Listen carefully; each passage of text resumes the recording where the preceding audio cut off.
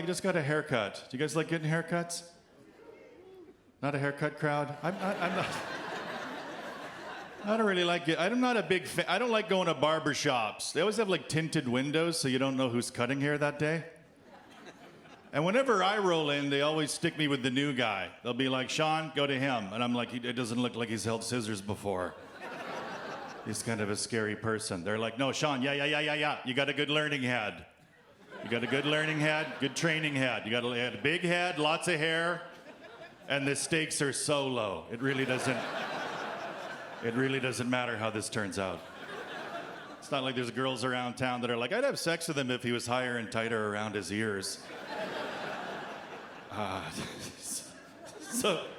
And they'll always start off with a weird question. They'll be like, would you like a shampoo? And I'm like, nope, I already know how to do that. I already know how to shampoo my own head. I was kind of hoping you could cut it. That's what I struggle with, is the cutting part. I'd say if you're tired, maybe just do the back and I'll do the rest at home. Because the back's really the part I can't do. You know? But I always say yes to the shampoo. You know why? Because I don't feel like they're saying, do you want to feel luxurious? I feel like they're saying, I don't want to touch your hair with my hands because you're a greasy loser. So I say yes to the shampoo. You're lean back, very uncomfortable position. The water is so hot. God, is it hot? So hot. I say nothing. I say nothing about how hot it is. I just let it flow. You know? And then they'll be like, is that water too hot? And I'm like, no, that's a perfect temperature. That's perfect. If you could just pour it right out of a boiling kettle, that's kind of, if you could just unplug it from the wall while it's still whistling and feather that into my hair with your giant man hands. And that's a turn on. I don't know why it is. That's my thing. I don't know what it is. A lot of women don't know. Here's the thing, haircuts are weird because you don't know when they start or when they end, you know? Like a lot of women don't know this, but men learn consent at barbershops. That's where we learn the magic of consent.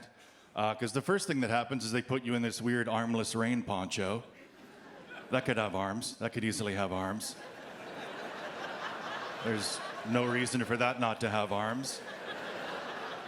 But I'm in a weird, powerless, armless rain poncho. Very vulnerable, feeling very vulnerable and powerless. And the haircut starts, light conversation about sports. You know, all of a sudden he just pushes my head down. He just pushes it. And I'm like, I don't want to do that. And I push, and he's like, you will do that. I'm like, I don't want to. Like, you know, maybe if you'd asked first, I would have done it. Yeah. And you never know when a haircut's over. Sometimes I'll just lean on their bench and stare at you. My hairdresser always ends with like a weird magic show. He likes to do a magic show. Puts like a handheld mirror behind my head. And now we're both looking in the big mirror. And he's just doing this. And looking at me. Like, what do you think of that? There's only one move. I just look straight ahead and I'm like, yep. Yes. That's what I thought you were doing. I felt you cutting and I assumed it was getting shorter, but